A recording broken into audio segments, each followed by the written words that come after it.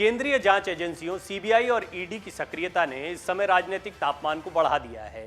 देश की राजधानी दिल्ली समेत कई राज्यों में सीबीआई और ईडी काफी एक्टिव है, जिसका असर भी देखने को मिल रहा है। ईडी अपनी नई ताकत के साथ एक्टिव है। खासकर ईडी अपनी जो ताकत दिखा रही है वो आपको आमतौर पर पहले सीबीआई का नाम ज़्यादा सुनने को मिलता था, लेकिन अब ईडी एक्टिव है। पुराने मामलों में अब डर ईडी का भी है। ईडी की पिछले दिनों शक्ति बढ़ गई है। सीबीआई को कई राज्य सरकारों ने अपने राज्य में प्रवेश पर रोक लगा दी थी। ईडी पर कोई राज्य सरकार रोक नहीं लगा सकती। दरअसल राज्य सरकारों के पास ऐसा कोई कानून नहीं है, ताकत नहीं है कि वो ईडी की दखल को रोक पाए। यही वजह है कि पिछले 8 सालों में ईडी के एक्शन 5 गुना बढ़ गए हैं। भ्रष्टाचार के मामलों में मनी लॉन्ड्रिंग प्रावधानों की ताकत से लैस ईडी का डर बड़े राजनेताओं को सताने लगा है। ऐसे में 2024 के लोकसभा का मुद्दा भ्रष्टाचार के खिलाफ एक्शन सेट होता दिख रहा है। आईआरसीटीसी घोटाले और रेलवे में जमीन के बदले बहाली के मामले में सीबीआई की कार्रवाई, ये आपको याद होगा लालू प्रसाद यादव जो हैं वो किस तरीके से उनका पूरा परिवार इन मामलों में घिरा हुआ है। एक के बाद एक बिहार में जो छापेमारी हुई, ठीक उस दिन जिस दिन फ्लोर टेस्ट चल रहा था तो इस पर भी राजनीति गरमाई कि जिस दिन फ्लोर टेस्ट हो रहा है उस दिन डराने की कोशिश हो रही है, लेकिन मामले नए नहीं हैं, मामले पुराने हैं और कई मामलों में लालू प्रसाद यादव दोषी भी पाए गए हैं। अब ईडी इन मामलों में भी कार्रवाई कर सकती है। सीबीआई की कार्रवाई इन मामलों में चल ही रही है। 2024 का टारगेट फिक्स है। भ्रष्टाचार के खिलाफ कार्रवाई का बड़ा मुद्दा बनाया गया है। प्रधानमंत्री नरेंद्र मोदी कह ही चुके हैं, परिवारवाद और भ्रष्टाचार दो ऐसी बड़ी चीज़ें हैं जिनके ऊपर उन्हें प्रहार करना है। परिवारवाद का मुद्दा कांग्रेस से लेकर राज्य की राजनीतियों में साथ देखने को मिलता है। गैर बीजेपी कई ऐसे दल हैं, गैर एनडीए ऐसे कई दल हैं जहां पर परिवारवाद की राजनीति हावी है। सबसे पहले इस पर हमला किया जा रहा है। दूसरी सबसे बड़ी बात भ्रष्टाचार के मामलों में तमाम राज्यों में एक के बाद एक कार्रवाई हो रही है। शायद ही कोई दल इससे अछूता बचा हो। महाराष्ट्र में एक के बाद एक कार्रवाई हो रही है, पश्चिम बंगाल में हो रही है, उत्तर प्रदेश में हो रही है, बिहार में हो रही है, देश के झारखंड में हो रही है। देश के तमाम राज्यों में इस तरह की कार्रवाइयां और छापे चल रहे हैं। उत्तर प्रदेश की बात करें तो कई मामलों में जांच चल रही है और बिहार में जिस तरह से चारा घोटाला, आईआरसीटीसी घोटाला, रेलवे भर्ती घोटाला ये लालू परिवार के लिए गले की फांस बन गया, उत्तर प्रदेश में भी इस प्रकार के कई मामले हैं जो क्षेत्रीय राजनीतिक दलों के गले की हड्डी बने हुए हैं। इसमें सबसे बड़ा मामला मुलायम परिवार का बनता दिखता है। मायावती के खिलाफ भी मामले हैं। आजमगढ़ लोकसभा उपचुनाव के परिणाम साफ करते हैं कि अगर मायावती रणनीति के तहत चुनावी मैदान में उतरी तो वो किसी के लिए भी मुसीबत बन सकती हैं। रामपुर में भाजपा की जीत ने साफ किया है कि आमने सामने के मुकाबले में उन्हें बढ़त मिल सकती है। ऐसी स्थिति में भ्रष्टाचार एक ऐसा मुद्दा है जिसे गरमाया जाए तो इसका असर निचले स्तर तक दिख सकता है। उत्तर प्रदेश में घोटालों की जांच की बात करें तो खनन घोटाला, रिवर फ्रंट घोटाला, जल निगम भर्ती घोटाला, स्मारक घोटाला जैसे मामलों की जांच चल रही है। आय से ज्यादा संपत्ति के मामले में मुलायम परिवार पर भी केस दर्ज है। वहीं ताज कॉरिडोर घोटाला भी इस लिस्ट में शामिल हो सकता है। अगर केंद्रीय जांच एजेंसियों ने यूपी के इन मामलों पर नजर गड़ाई तो प्रदेश की राजनीति एक बार फिर गर्मा सकती है।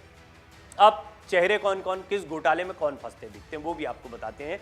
जैसे आय से अधिक संपत्ति का मामला है तो मुलायम सिंह यादव पर साल 1999 से 2005 के बीच मुख्यमंत्री रहते हुए गैर कानूनी तरीके से 100 करोड़ रुपए की संपत्ति अर्जित करने का आरोप लगा। इस मामले में मुलायम सिंह यादव, उनके बेटे अखिलेश यादव, प्रतीक यादव, बहू डिंपल यादव को आरोपी भी बनाया गया था। 7 अगस्त 2013 को सीबीआई ने पर्याप्त सबूतों के अभाव में जांच बंद कर दी थी। इसके खिलाफ साल 2019 में वकील विश्वनाथ चतुर्वेदी ने याचिका दायर कर सीबीआई की जांच बंद करने के फैसले को चुनौती दी।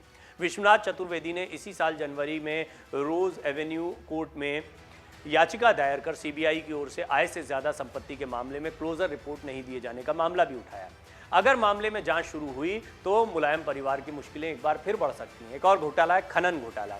खनन घोटाला भी पूर्व मुख्यमंत्री अखिलेश यादव की मुश्किलें बढ़ा सकता है। दरअसल ये घोटाला खनन का स्वर्ग माने जाने वाले हमीरपुर से जुड़ा हुआ है। हमीरपुर के साथ सोनभद्र में भी बड़े पैमाने पर अवैध खनन का मामला सामने आया था। इस मामले में साल 2019 में सीबीआई ने 12 जगहों पर छापे मारे थे।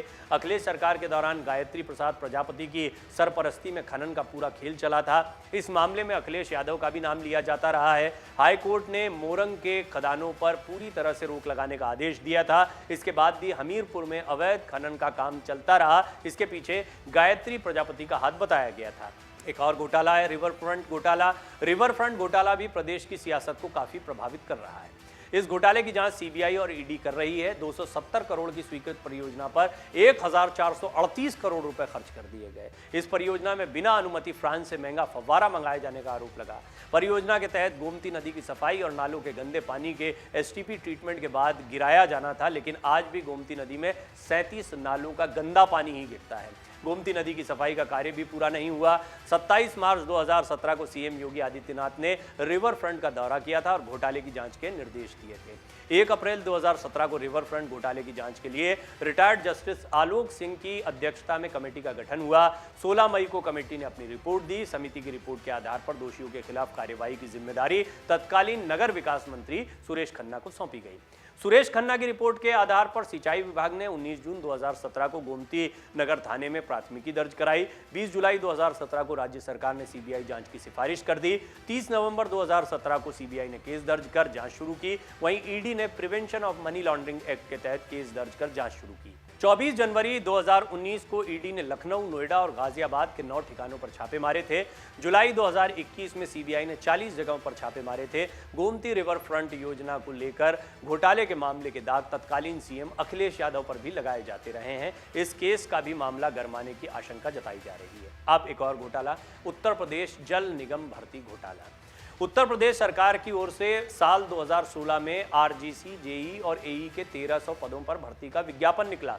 इस आधार पर नियुक्ति प्रक्रिया शुरू हुई। इसमें 122 सहायक अभियंता, 853 अवर अभियंता, 335 नैतिक लिपिक और 32 आशु लिपिक की भर्ती हुई थी। नियुक्तियों में अनियमितता का मामला सामने आया। नियुक्ति में अनियमितता की जांच के लिए एसआईटी का गठन किया गया। इस मामले में तत्कालीन मंत्री और जल निगम के अध्यक्ष आजम खान के खिलाफ भी आरोप लगा था। इस मामले में यूपी जल आपूर्ति और सीवेज अधिनियम 1975 और जल निगम के नियमों और विनियमों के उल्लंघन का मामला सामने आया। उत्तर प्रदेश में साल 2017 में भाजपा के सत्ता में आने के बाद इस मामले की जांच के आदेश दिए गए। भर्ती किए गए 122 इंजीनियरों को बर्खास्त कर दिया गया। साल 2018 में इस मामले में आजम खान और उनके सहयोगियों के खिलाफ भ्रष्टाचार निवारण अधिनियम की धारा 409, 420, 120B, 201 आईपीसी और धारा 13(1) के अंतर्गत प्राथमिकी दर्ज कराई गई। बाद में सीबीआई की जांच शुरू हुई। इसी साल मई में सीतापुर जेल में बंद रहने के दौरान आजम खान को इसी केस में सीबीआई ने लखनऊ की विशेष अदालत में पेश किया था। ये केस भी समाजवादी पार्टी के शीर्ष नेतृत्व के लिए सिरदर्द बन सकता है। एक और घोटाला, उत्तर प्रदेश का स्मारक घोटाला। आप सभी जानते हैं इसके बारे में। बसपा सुप्रीमो मायावती के शासनकाल का यह स्मारक घोटाला है।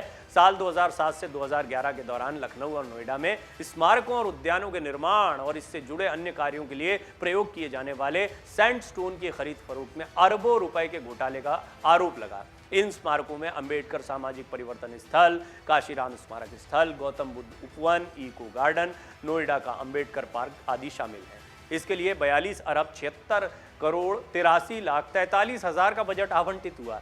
इसमें से 41 अरब 48 करोड़ 54 लाख 80 हज़ार की धनराशि खर्च की गई। लोकायुक्त की जांच में मामला सामने आया कि कुल राशि का 34% यानी 14 अरब 10 करोड़ 50 लाख 63 हज़ार 200 रुपए विभागीय मंत्रियों और अधिकारियों की मिलीभगत से भ्रष्टाचार की भेंट चढ़ गया। लोकायुक्त की रिपोर्ट के आधार पर 1 जनवरी 2014 को गोमती नगर थाने में प्राथमिकी दर्ज कराई गई। विजिलेंस की ओर से इस मामले में 57 अधिकारियों के खिलाफ चार्जशीट दायर की गई। मामले का जिन कभी भी निकल सकता है। सपा शासनकाल के 2 कद्दावर मंत्री नसीमुद्दीन सिद्दीकी और बाबू सिंह कुशवाहा जांच के दायरे में हैं। घोटाले के तार तत्कालीन मुख्यमंत्री तक भी पहुंच सकते हैं, यानी मायावती तक भी पहुंच सकते हैं। ताज कॉरिडोर घोटाला। ताज कॉरिडोर घोटाले का जिन बार बार निकल आता है। साल 2002 में तत्कालीन सीएम मायावती ने ताज की खूबसूरती बढ़ाने के नाम पर 175 करोड़ की योजना लॉन्च कर दी। पर्यावरण मंत्रालय की अनुमति के बिना ही 17 करोड़ रुपए जारी कर दिए गए। इस प्रोजेक्ट में ताजमहल से आगरा फोर्ट तक 2 किलोमीटर के रास्ते पर एक कॉरिडोर यानी गलियारा बनाने की बात कही गई थी। इस गलियारे में shopping complex, amusement park, restaurant का प्रस्ताव था। बिना पर्यावरण मंत्रालय की अनुमति के योजना को मंजूरी दिए जाने का मामला सुप्रीम कोर्ट पहुंच गया। साल 2003 में सुप्रीम कोर्ट ने मामले की जांच के आदेश सीबीआई को दिए। 2007 में सीबीआई ने चार्जशीट दायर की थी। इसमें मायावती और नसीमुद्दीन सिद्दीकी के खिलाफ फर्जीवाड़े के आरोप लगे। साल 2007 में मायावती के सत्ता में आने के बाद तत्कालीन राज्यपाल टीवी राजेश्वर ने मामले में मुकदमा चलाने की इजाजत देने से इनकार कर दिया। सीबीआई की विशेष कोर्ट में सुनवाई स्थगित हो गई। बाद में सुप्रीम कोर्ट ने प्राथमिकी को रद्द कर दिया। साल 2013 में सुप्रीम कोर्ट ने इस मामले में मायावती को नोटिस किया। उस समय जस्टिस एच.एल. दत्त और जस्टिस रंजन गोगोई की बेंच ने मामले का अध्ययन करने की बात कही थी। बाद में साल 2017 में ये मामला सुप्रीम कोर्ट में गरमाया था। एक और घोटाला है चीनी मिल घोटाला। साल 2010-11 में मायावती सरकार की ओर से 21 सरकारी चीनी मिलों को बेचा गया था। उस समय औने पौने दाम पर मिलों को बेचकर 1100 करोड़ रुपए के घोटाले करने का आरोप लगा था। बसपा सरकार की ओर से 10 संचालित और 11 बंद पड़ी चीनी मिलों को बेचा गया। यूपी में साल 2017 में योगी सरकार के आने के बाद गोमती नगर थाने में 7 नवंबर 2017 को प्राथमिकी दर्ज कराई गई। बाद में इसे सीबीआई लखनऊ की एंटी करप्शन ब्रांच ने टेक ओवर कर लिया। सीबीआई ने 7 चीनी मिलों में हुई धांधली में धोखाधड़ी और कंपनी अधिनियम और अन्य धाराओं में रेगुलर केस दर्ज किया। वहीं 14 चीनी मिलों के मामले में हुई धांधली को भी दर्ज किया गया। वर्ष 2010-11 प्रदेश में चीनी निगम की 35, चीनी फेडरेशन की 28 और प्राइवेट 93 चीनी मिलें थी। चीनी निगम के अस्तित्व में आने के दौरान चीनी मिलें काफ़ी घाटे में चल रही थी। इसको देखते हुए मायावती सरकार ने मिलों को बेचने का फैसला किया। सीएजी की रिपोर्ट में मिलों को बेचने की जो प्रक्रिया थी उस पर सवाल उठाया गया, तो अखिलेश सरकार ने मामले की जाँच लोकायुक्त को सौंपी। लोकायुक्त ने मामले में बड़े पैमाने पर अनियमितता पकड़ी। कार्यवाही की सिफारिश की गई, लेकिन जाँच रिपोर्ट दबी रह गई। योगी सरकार के समय में 25 सहकारी और निजी क्षेत्र की 100 चीनी मिलें अस्तित्व में थीं।